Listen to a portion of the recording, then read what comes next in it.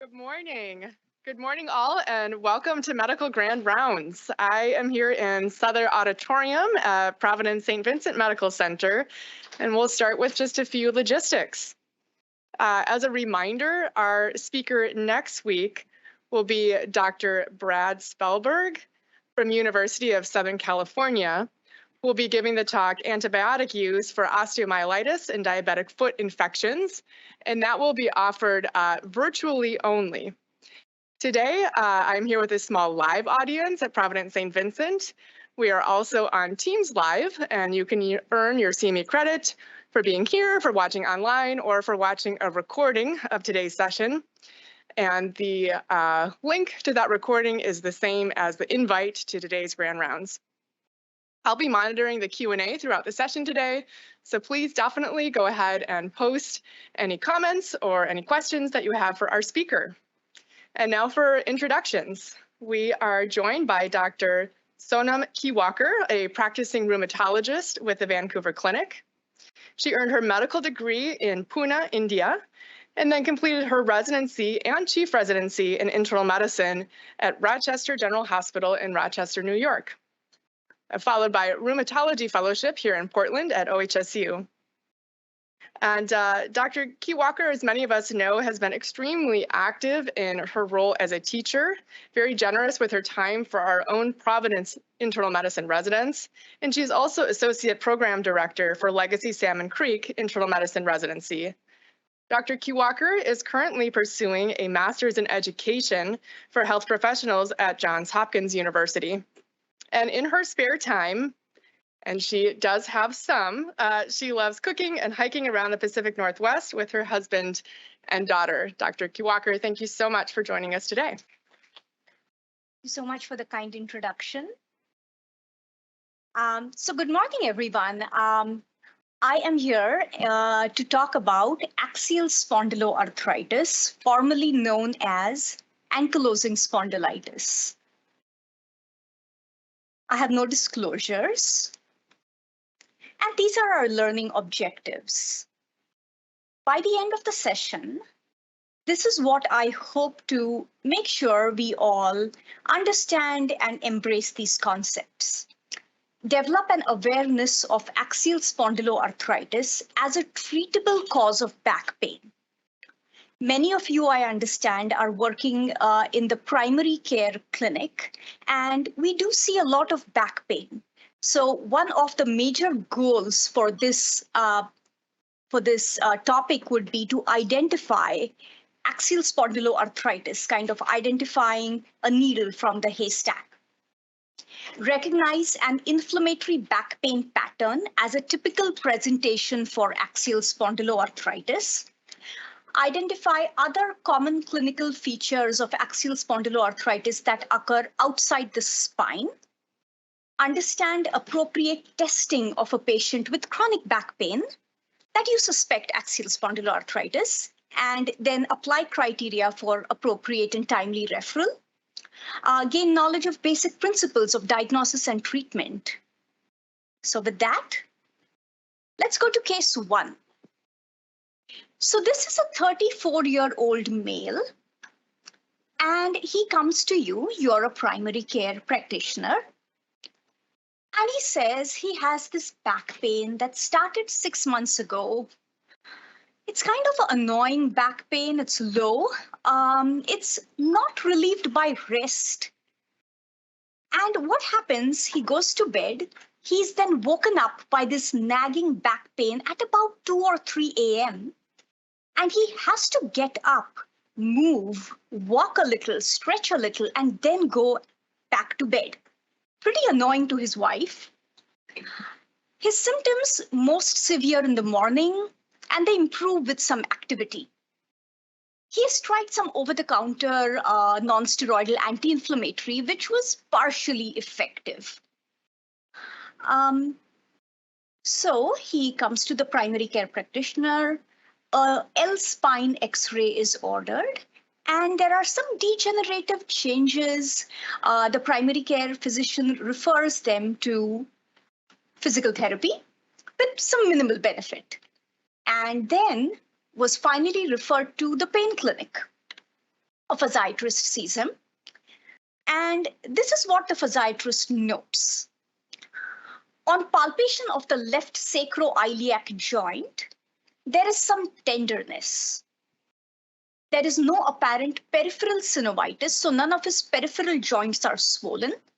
There is no enthesitis. So just as a reminder, enthesitis is inflammation where the tendon or the ligament inserts on the bone. So there is no apparent enthesitis. There is no dactylitis. So again, a quick reminder about that. Dactylitis is the inflammation or swelling of the whole digit, be it a complete finger or a toe. So there were none of these things. No synovitis, no enthesitis, no dactylitis. So some further imaging and laboratory studies are performed by the physiatrist. Pelvis X-ray was done. Pretty normal, looking at the SI joints. A CRP was done, which was slightly elevated above the normal. And a HLA-B27 was done, which was positive. Because he has kind of not great, but an okay response to NSAIDs. Meloxicam, a prescription NSAID, was tried. Meloxicam 15 milligram was prescribed and referred to rheumatology. So now this patient comes to rheumatology, and then he is asked about back pain, some specific questions about inflammatory back pain. And we'll visit this inflammatory back pain criteria in just a few slides. Very important when you are trying to diagnose someone who you suspect for axial spondyloarthritis, formerly known as ankylosing spondylitis. On further history, there is no uveitis, there is no inflammatory bowel disease or skin psoriasis, negative family history for axial spondyloarthritis as well. So the question is, what further labs or imaging studies might you want to order? And I've given you the answer there. Pelvis and lumbar MRI might be the next steps that you might want to consider. Because remember, his X-rays didn't show much. Which therapeutic intervention might you want to recommend? And we will talk about therapeutic interventions to the end of the talk. So he first went to his physical PCP, was sent to physical therapist, was then sent to pain clinic physiatry, and then he came to rheumatology. As we recall, X-rays didn't show much, and now we have the MRI of the pelvis, which you can see in all the 4 panels. I want you to concentrate your attention on panel C, where the changes are most prominent. What do you see over here? You see bone marrow edema. That is because of the dusting of the lymphocytes on either side of the sacroiliac joint, which is a hallmark feature in axial spondyloarthritis. And if you do a L-spine MRI, you would see the same bone marrow edema changes on the STIR image that you see on these bolded red arrows over here. With that, let's go on to the next section of the talk, clinical manifestations and epidemiology of axial spondyloarthritis. Before we go over there, let's just think about this case 1, right? We do, as a rheumatologist, I do see these cases often in my clinic. However, if you look at the time frame, the patient started to have back pain about 6 months ago, and then pretty quickly he moved through different specialists coming to rheumatology. And that's a little atypical, I would say. Unfortunately, these patients are in the community, going to an orthopedic doctor, a pain clinic, chiropractors, they bounce back and forth between different specialists and then finally land in the rheumatology office. I won't be surprised if the delay is about 7 years. So something to keep in mind. We are going to talk about the inflammatory back pain criteria to help us diagnose this condition early on. So before we talk about the complete spectrum of axial spondyloarthritis, which is a newer term, let's go back and revive our memory about ankylosing spondylitis, something that we have all seen in textbooks when we were medical students. So ankylosing spondylitis, it's a chronic inflammatory disease. The typical sites that are affected are the axial skeleton, peripheral joints, extra-articular organs, which we will talk about. The cardinal signs are chronic, that means at least more than 3 months, inflammatory back pain, which we are going to talk about. There could be impaired spinal mobility, right? Because this is kind of the end spectrum of the axial spondyloarthritis. There is diminished chest expansion, and you can imagine this must be a problem if this poor patient has pneumonia. Think about pulmonary toilet. This could be a problem. Patient could have enthesitis, they could have uveitis, Crohn's disease, ulcerative colitis, skin psoriasis, all associated clinical features with ankylosing spondylitis. And the hallmark of this condition, ankylosing spondylitis, is radiographic sacroiliitis. And you see this familiar bamboo spine and a stooped over posture. And these are some of the things that I would include in a patient's history and physical examination and workup if I suspect a patient with ankylosing spondylitis / axial spondyloarthritis. So again, coming back to inflammatory back pain, they typically have a moderate to good response to NSAIDs. They typically do have a positive family history for some feature of spondyloarthritis. It all runs in the family. On physical examination, you may or may not have some findings. But if you do, it is helpful. So in the first figure over here, you do see enthesitis of the heel of the Achilles tendon where it inserts on in the bone.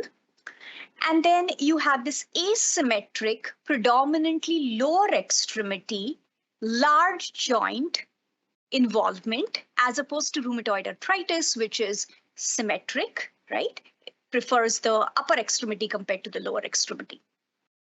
You could also have uveitis or iritis, which is inflammation of the anterior aspect of the uvea, which gives a lot of pain, red eye, not your regular pink eye, it's a red eye, extreme photosensitivity, and the patient has to go to an ophthalmologist to get prednisone drops to relieve it. It could be associated with Crohn's disease or ulcerative colitis. And examination of the back, we don't have great likelihood ratios for this, but if you could palpate the SI joint to get a few clues. Unlike rheumatoid arthritis or lupus, where we have some biomarkers, laboratory diagnosis for axial spondyloarthritis is not great. We do have HLA-B27, but as you find out in the subsequent slides, about 20 to 30% of patients with axial spondyloarthritis do not have HLA-B27 positivity. You could have CRP or ESR elevated, but again, that's not a rule. So clinical criteria, clinical reasoning is very important in these cases. And of course, we have imaging, which we will talk a little more in details in the upcoming slides. Okay, so finally, as promised, I'm going to talk about the inflammatory back pain. So in this slide, you see 3 different criteria for inflammatory back pain, and I want to make it quick, easy, and simple. So let's concentrate on the most recent inflammatory back pain criteria by ASAS, which is to the extreme right. So the patient needs to fulfill at least 4 out of the 5 criteria in order to call them inflammatory back pain positive. The age of onset of back pain should be less than 40 years. It needs to have an insidious onset, not something sudden, like after a traumatic injury or a car accident. It needs to start insidiously and just continue. Improvement with exercise. Remember our case one, he really had to get up, stretch to feel better. No improvement with rest and pain at night. Again, going back to our case one, he had to get up, usually in the second part of the night, move, stretch, and then only then can go back to sleep. The last one being pretty specific. If you look at all the other five, the total of 5 criteria, the last one is pretty specific. So the reason why we gravitated towards the newer criteria is because the earlier criteria had morning stiffness. And as we found out in studies, morning stiffness is not that specific for inflammatory back pain and axial spondyloarthritis. So we have gravitated away from it. So these are inflammatory back pain criteria. I'm spending a little more time on this because this is something that you want to ask your patients who has chronic low back pain or hip pain or buttock pain. Coming to your clinic, always suspect axial spondyloarthritis, because if you see 100 patients with chronic back pain in a year, which is not, I think it's not pretty unusual for a primary care practitioner in a busy practice. 5 patients out of those 100 people with chronic back pain will have axial spondyloarthritis. So something to keep in mind. Okay. So again, we are familiar with the picture on the left, right? The bamboo spine, the stooped over posture. Again, this is ankylosing spondylitis towards the end of the spectrum of axial spondyloarthritis. And you might have even seen the other photograph on your right. This is a gentleman who was in the Canadian Mounted Police. And as you can see over the years, his posture is stooped. And what you see in 1973, he's a little more upright because he had hip replacement surgery. Unfortunately, after the last photograph was taken in 1973, he passed away.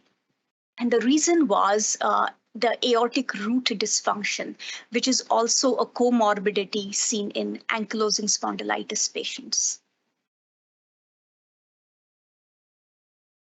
So why do I keep talking about uveitis, Crohn's disease, ulcerative colitis, and reactive arthritis and inflammatory bowel disease? This is a talk of axial spondyloarthritis, right?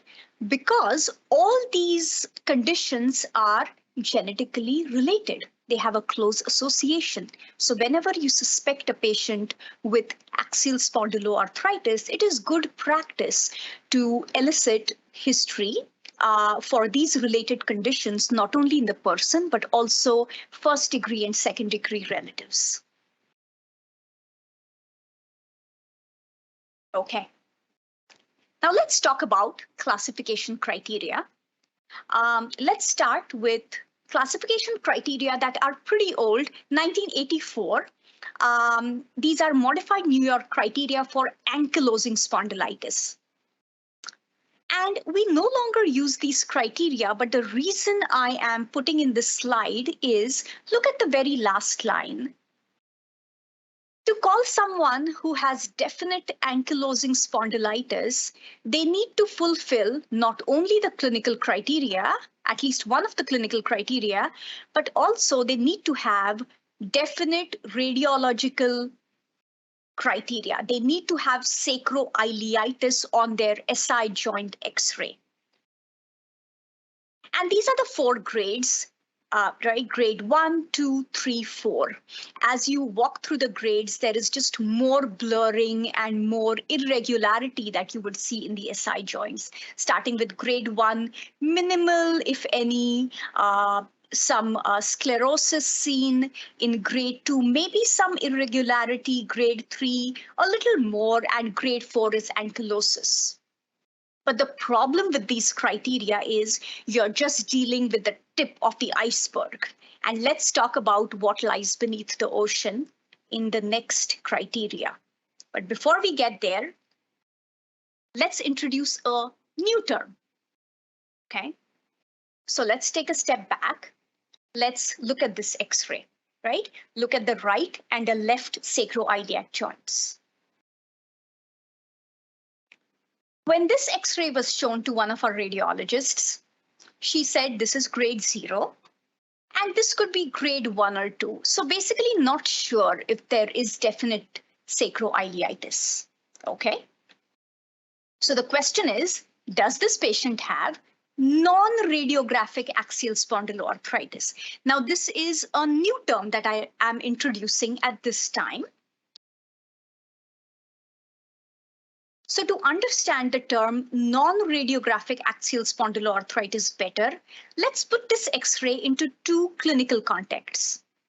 Context 1, let's imagine this patient is a female, 59-year-old, has low back pain for the last 20 years. She fits maybe 3 or maybe 4 of the inflammatory back pain criteria. She's HLA-B27 negative. She has minimal response to NSAIDs and no other spondyloarthritis extraspinal features. So we have this patient and contrast it with a male, 32-year-old, low back pain for 3 years, fulfills inflammatory back pain criteria, is HLA-B27 positive, good response to NSAIDs, and no other spondyloarthritis features in the self or the family. Now, if we get MRIs for both this patient, it's pretty evident looking at the top MRI for patient 2, the younger male, he has bone marrow edema and the dusting of the lymphocytes that you see on the stir sequence. So, pattern recognition is important. It's important who to order the MRI in and then appropriately diagnose them even if the X-ray is kind of unsure. So this is the case 2 is non-radiographic axial spondyloarthritis because you didn't see much on the X-ray. The question that I always ask when I'm suspecting somebody with axial spondyloarthritis, the first question that comes to my mind is, can the back pain be explained by another condition? Maybe this about 60-year-old female, right? She might have fibromyalgia, right? So taking the whole history is very important and not being fixated on axial spondyloarthritis. Okay, so that brings us to ASAS classification criteria, which we now use for diagnosing axial spondyloarthritis. Let's look at this slide for a moment. Couple of changes from the 1984 criteria, right? We changed the name. It's no longer called as ankylosing spondylitis. This is an umbrella term which encompasses ankylosing spondylitis, but just as an end spectrum. We now call it as axial spondyloarthritis. And we have two arms to diagnose or classify a patient with axial spondyloarthritis. You either have the traditional imaging arm or you could have the clinical arm. So the stem of this classification criteria. In patients with back pain for more than 3 months and age of onset less than 45, you can apply these criteria. You take a history and a physical examination, and if there are features in the gray box that are highly suggestive for spondyloarthritis, you then wonder about imaging. You can either get X-ray, or if they are equivocal and you still feel that spondyloarthritis could still be possible, you then order a MRI. So the imaging arm could have either the X-ray or the MRI. However, patients could also be diagnosed with non-radiographic axial spondyloarthritis through the clinical arm. Over here, HLA-B27 plus other 2 features in the gray box could also give you the diagnosis.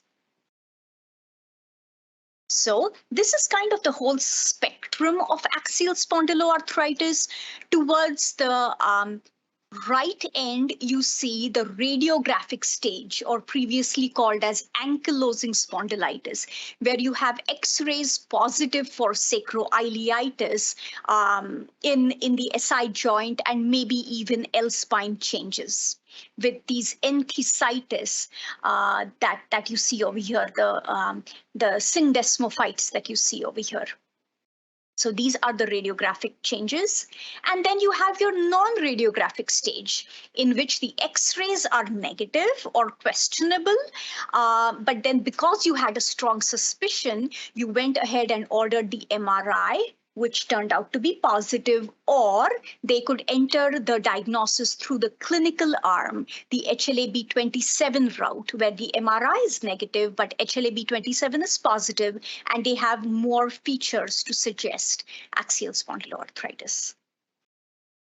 So if you think about the prevalence, I would say half and half, about 0.5% in the general population present with non-radiographic axial spondyloarthritis, and about 0.5% have the radiographic stage.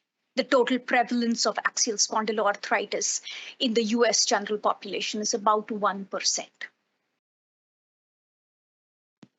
Okay. So that just goes on to show the similar thing. Let's talk about epidemiology, right? So the enhanced study showed us that about 20% of the US adults have chronic low back pain at some point in their life. That's a lot of folks with low back pain, with chronic low back pain. 5 to 6% of the US population fulfill criteria of inflammatory back pain. So think about it. Not everybody who fulfills criteria for inflammatory back pain actually have axial spondyloarthritis, but you're getting closer, right? And about 1% of the general population has axial spondyloarthritis, and half out of those have ankylosing spondylitis. Okay. As we started to image the patients, as we started to use MRI and HLA-B27 in the diagnosis, what we figured out is this is no longer a man's only disease. And that's what was hammered at least in my medical school. Well, it's a disease of men, typically younger men, right? This is no longer true. If you look at these German cohorts, and let's just concentrate on the third horizontal line, the percentage of females, right? If you see all comers for axial spondyloarthritis, you see 36%. If you look at ankylosing spondylitis, you will have 34 or 23%, depending upon what cohorts you're looking at. But if you look at non-radiographic axial spondyloarthritis, the number just jumped from 34 to 57%, right? So I feel this is a gender justice issue that we are talking about over here. Historically, we as rheumatologists have misdiagnosed this condition as being fibromyalgia, maybe in women, mislabeling them and keeping them away from treatments which are so effective. And we learn about it in the subsequent slides. So again, something to remember, we have a new terminology, right? We are moving away from ankylosing spondylitis. It is now radiographic or non-radiographic axial spondyloarthritis. And then the females. So the gender ratio is actually 1:1 if you think about axial spondyloarthritis as a whole. It's no longer a man predominant disease. And this slide, I just threw in this slide to drive home the point that ASAS has two classification criteria. You could either enter it through the back pain path, or you can enter the criteria, the peripheral spondyloarthritis criteria. If a patient has arthritis, enthesitis, inflammation where the tendon inserts on the bone, or dactylitis, inflammation of the entire digit, plus one or two of these spondyloarthritis features, you could also fulfill classification criteria for peripheral spondyloarthritis, namely psoriatic arthritis, IBD-associated arthritis, or reactive arthritis. So just driving home the point that this is the entire spectrum, and today we are just talking about axial spondyloarthritis. But don't forget the related conditions. Okay. This is again a concept diagram to show that we are just talking about axial spondyloarthritis, which is a part of a bigger spectrum.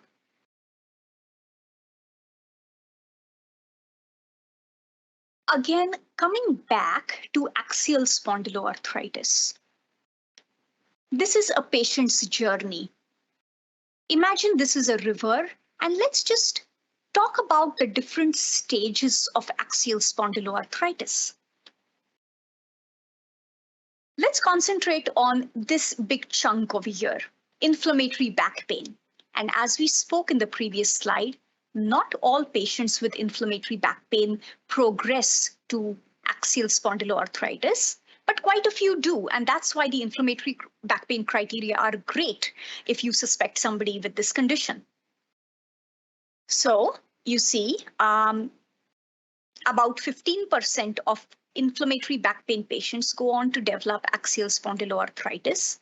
They start as non-radiographic usually. Some of them just go into spontaneous remission and they are fine. But most of them continue. Either they continue as non-radiographic axial spondyloarthritis and never progress to that stooped over position or ankylosing spondylitis. About half of them do progress to ankylosing spondylitis, and unfortunately, a few of them have late complications of ankylosing spondylitis.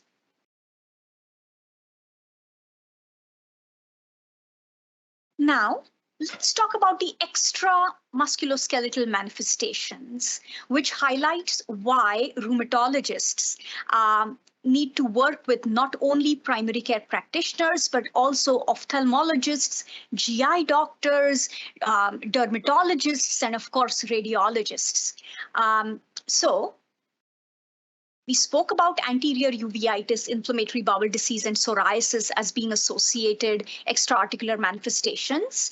But don't forget the widened aortic root, the aortic sufficiency, and one of the reasons why the patient in the photograph, the Canadian Mounted Police gentleman, passed away. Patients could have pulmonary fibrosis. They could have quad equina syndrome, although these are rare. Acute anterior uveitis. About 50% of patients with axial spondyloarthritis at some point in their life develop anterior uveitis. Crohn's disease and ulcerative colitis. The studies show that 5 to 8% of patients with axial spondyloarthritis have a diagnosis of either Crohn's or ulcerative colitis. There was this interesting study done where patients who didn't have any overt signs and symptoms of IBD but had axial spondyloarthritis were scoped. And what was seen, these patients do have subclinical gut inflammation in about 45 to 60% of these patients, right? So something to keep in mind, right? All these conditions are related. Skin psoriasis. Skin psoriasis is pretty common in the general population. About 3% of the general population has skin psoriasis. But if you look at axial spondyloarthritis patients, this rises from 3% to 10%. So I always tell my residents to look at the scalp, the hairline, the intergluteal fold, the fingernails, the behind the ears, the umbilicus. These are the places psoriasis loves to hide. Okay. After talking about the extra-articular manifestations, let's talk about comorbidities associated with axial spondyloarthritis. Many comorbidities over here, right? But what I would like to focus on today is depression. Imagine this 30 or a 40-year-old person coming to your clinic, being diagnosed with axial spondyloarthritis, has been dealing with chronic low back pain. They are in the prime of their lives, right? They are trying to do well in their careers, they are trying to build a family, and they're dealing with this chronic low back pain.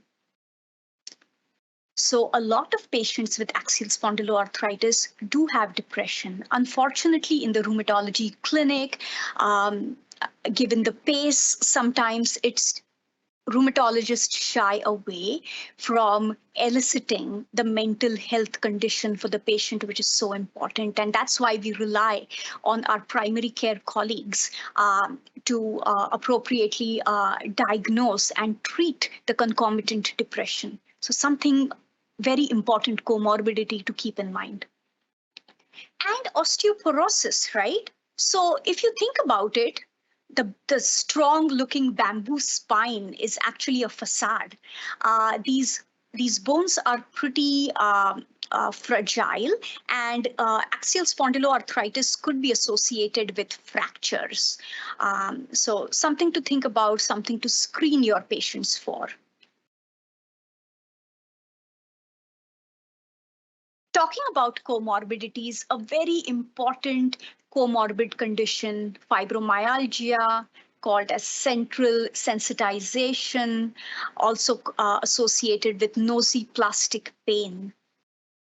Fibromyalgia is associated with at least somewhere between 6 to 50% of patients with axial spondyloarthritis do have concomitant fibromyalgia, which sometimes makes the diagnosis even tougher, especially in females, where the prevalence of fibromyalgia is high. So there was this study, especially in females, and you can see about 50% there was a prevalence of fibromyalgia and 50% of patients, female patients with spondyloarthritis. And the slide as a whole is to just make a point that not only spondyloarthritis, but also lupus, rheumatoid arthritis, Sjogren's, osteoarthritis, psoriatic arthritis, also associated with fibromyalgia.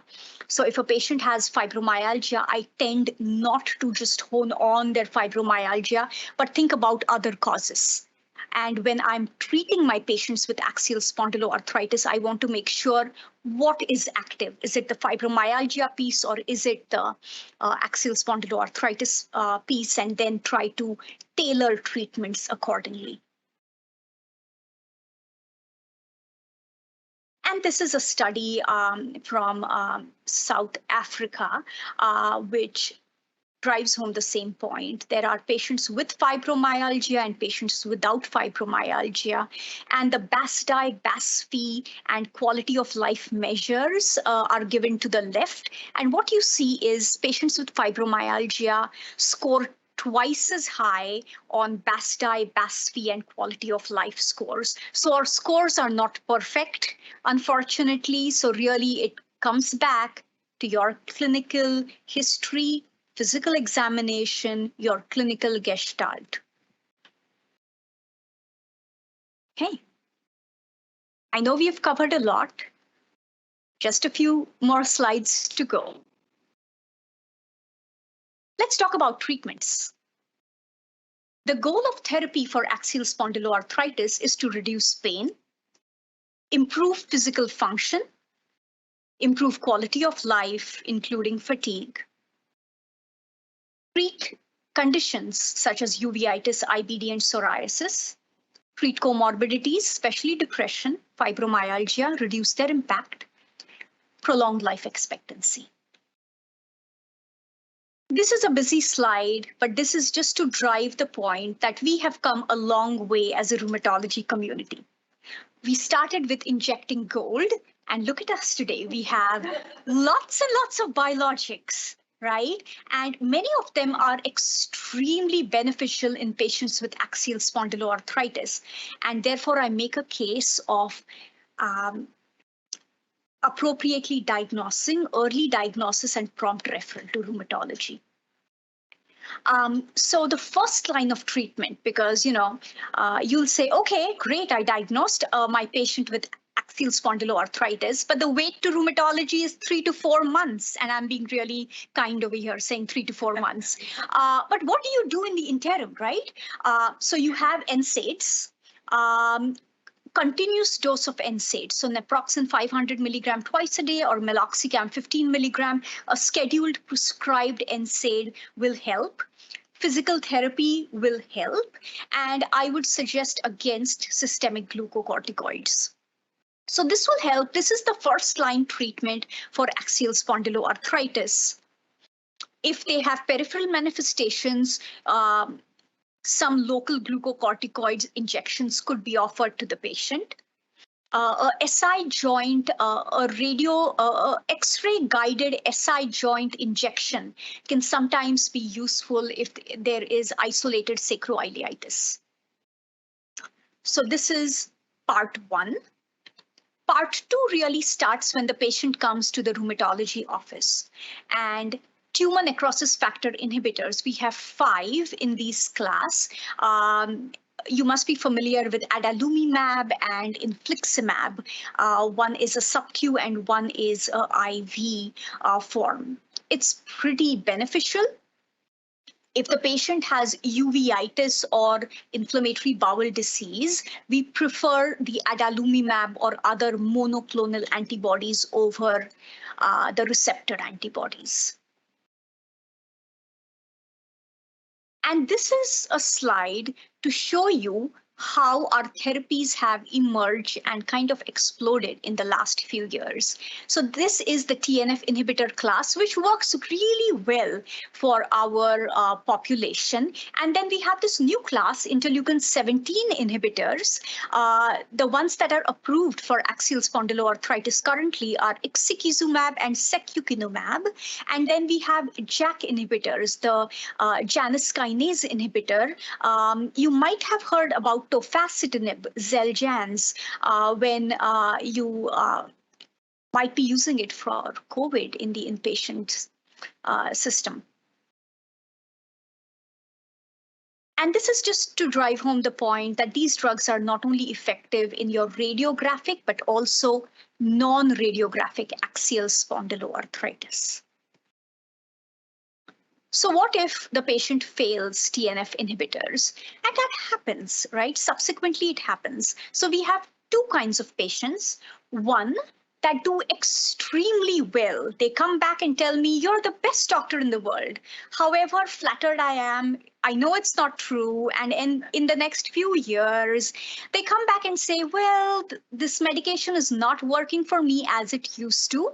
So in some patients, it's within a year or 2. In some patients, it's even 5 to 6. I have a couple of patients who are on the same biologic for 9 or 10 years and they are doing well.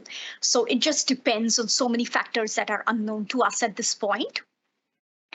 However, there are a few patients who never respond to my first line of therapy, and then I switch the class. While I'm treating my patient with axial spondyloarthritis, I always try to remember getting a good history, trying to separate it from fibromyalgia. And this audience is well aware of the non-pharmacologic and pharmacologic therapy for fibromyalgia or central sensitization. Coming to the very end of the talk, delay in diagnosis. Probably the most important piece. As suggested earlier, there is a global mean delay to diagnosis of axial spondyloarthritis, about 6.7 years. One study suggests even up to 14 years delay in the US. Because of this delay, there is worsened disease activity, worse physical function, more radiographic progression, more depression, more work disability, higher health costs, overall a negative psychological impact and worse quality of life. Some of the factors of delay in diagnosis are lack of awareness of the disease, lack of nomenclature, Lack of awareness that the gender ratio is 1:1. Lack of knowledge that even a negative HLA-B27 status person could have axial spondyloarthritis. And on the rheumatology part, I think we haven't made progress with specific referral recommendations. We don't have a form saying, if you have 1, 2, and 3, send them over to rheumatology. That's high likely that this is axial spondyloarthritis. We are still not there yet. There is a lack of validated diagnostic criteria. We spoke about classification criteria, but we didn't speak about diagnostic criteria because there aren't any. And no biomarkers. And then there are patient factors, right? There is the socioeconomic status, there is education level, so many barriers for diagnosis. And this slide just goes on to show the same, that there is lack of familiarity with inflammatory back pain and non-radiographic disease in general, not only in primary care practitioners, but osteopaths, pain clinic, chiropractor, orthopedic doctors, and females, unfortunately, tend to have a longer path to the diagnosis of axial spondyloarthritis compared to their male counterparts. African American and Hispanic Americans are less likely to be evaluated as well. And we already spoke about this, but females, there is an issue in getting diagnosis of females with axial spondyloarthritis earlier. And of course, we spoke about lack of awareness. But then there are other factors. It's more confusing because there is a greater overlap with depression and fibromyalgia.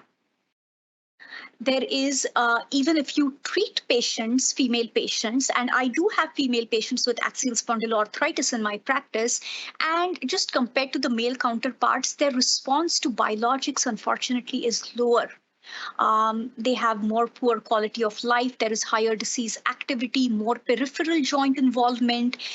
And of course, there is less HLA-B27 positivity and less radiographic progression. So all these factors contribute to the delay of diagnosis, specifically in females.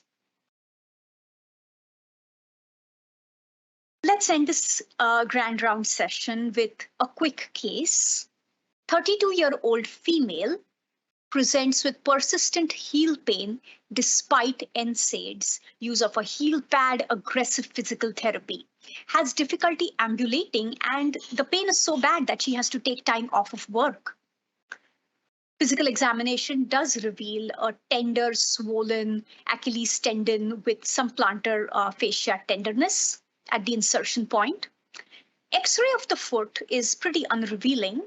She's appropriately referred to rheumatology.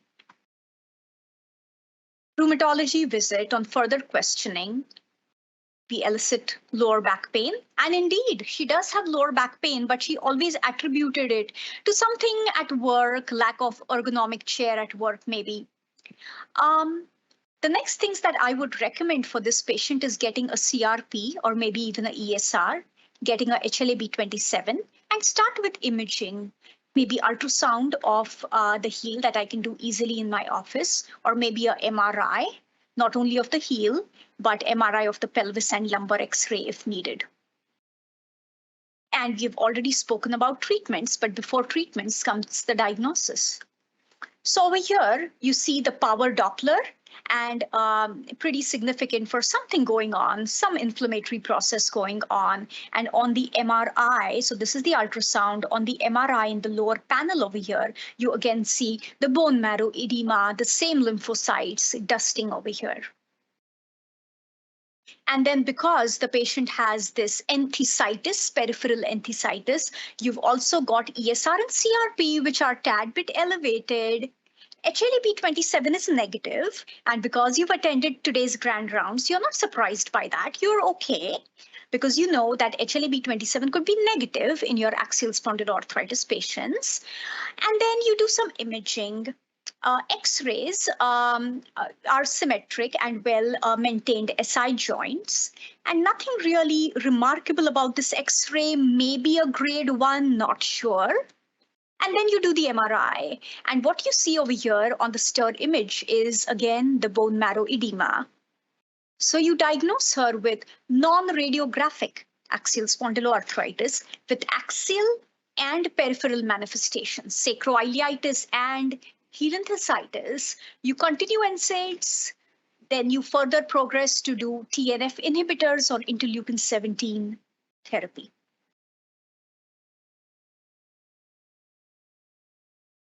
With that, last slide, let's just summarize everything. Axial spondyloarthritis is relatively common immune-mediated inflammatory condition occurring in up to 1%, 1.4% of the general population. Remember to ask about inflammatory back pain questions and think about sacroiliitis. Inflammatory back pain questionnaire is age less than 40, insidious onset, better with movement, worse with rest or immobilization. And remember the night pain. Remember case 1 and the annoyed wife. Remember that scenario. Advanced imaging, MRI will help you diagnose the cases that you won't be able to diagnose with a simple SI X-ray. So proceed to an MRI. Axial spondyloarthritis is associated with uveitis, inflammatory bowel disease, psoriasis, and have comorbidities such as depression and fibromyalgia, which could have a significant impact not only on diagnosis, life expectancy, and quality of life, but treatments. We have come a long way from gold to fancy biologics, and that again begs really begs the argument to send these patients to rheumatology. Education of healthcare providers is the key. And if you are struggling with a diagnosis, contact your local friendly rheumatologist who's standing by to help you. Thank you.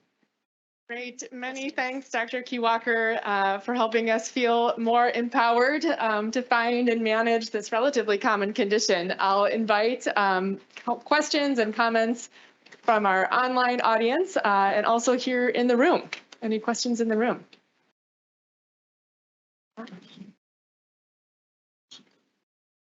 Thanks, Dr. Keywalker. This is really making me realize as a primary care physician that I have not been as attuned as I should be, despite one of our residents' quality improvement projects, to be aware of this. So the response to NSAIDs just has me kind of wondering, and I guess really the question is, how often does just mechanical low back pain, this big, black box diagnosis that we have, respond to NSAIDs? And then is there really like something dramatically different about the response between the axial spondyloarthropathies and mechanical low back pain? Great question. So let's first define a good response to NSAIDs before I answer the second question. Good response is defined as more than 50% improvement, at least for 2 months. That's pretty classic what is seen for axial spondyloarthritis. In my clinical practice, when I see patients with mechanical back pain, and I've been to several practitioners before, they don't do so well with NSAIDs compared to patients with axial spondyloarthritis and inflammatory back pain. So our patients with axial spondyloarthritis do have that sustained good response. Even if they are on biologics, they continue to take NSAID. So it's pretty dramatic and drastic compared to your regular mechanical back pain. Pulled a muscle, physical therapy and activity would help more compared to NSAIDs. And unfortunately, I am not recalling any studies because they are difficult to do, I think. Just thinking about how effective NSAIDs are in both these cases, I think we have a lot of co-treatment things happening in the background, which will make it difficult to sparse it out. I'll take a question here while we're waiting to see if there's any others in the room. Thanks for the better understanding of non-radiographic spondyloarthritis. particularly on the X-ray, which might then prompt us for an MRI if we have sustained suspicion. And just curious, in your experience or in studies, how often we might expect the MRI to lead us astray. And I guess number one, meaning perhaps the MRI itself is falsely negative, again, sort of non-radiographic, or whether we ever incidentally see things like subtle edema that might be a false positive. Excellent questions. So yes, MRI is highly sensitive. So you're going to see more false positives than false negatives. What I like to do is read my own MRIs. I try to read my own MRIs, I would say, rather than just looking at the report. That is one. The second is I didn't go into these specific criteria, but there are criteria how to diagnose this bone marrow edema on the MRI. So it talks about having the size and number of sections involved, and then you can come to a diagnosis. So you're trying to eliminate either false positives and false negatives, I guess.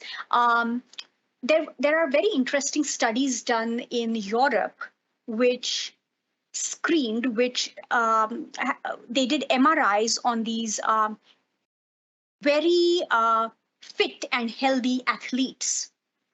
And they were training for Olympics, okay, that kind of level of activity. And when they did these MRIs, a significant proportion met our MRI criteria for axial spondyloarthritis, which drives home the point that clinical reasoning, history, and physical examination is so important. Putting the MRI into the right context is important. And then, of course, infections. If you have unilateral changes on the SI joint of the MRI, I want to be suspicious. Is it brucella? Is it tuberculosis? I don't want to miss that out as well. Great, thank you. It's extremely helpful. And I have a question from our online audience wondering if sulfasalazine is ever a therapy indicated for this condition. Great question. So sulfasalazine and methotrexate were great, but for peripheral spondyloarthritis, not for axial spondyloarthritis. There have been prior studies done to show that they are not efficacious. Great, thank you. Perhaps I'll close with one last question. Any particular tips with regard to finding this diagnosis in an older population, either because the diagnosis has been delayed, or also wondering, does it ever present beyond this sort of 40 to 45-year expectation?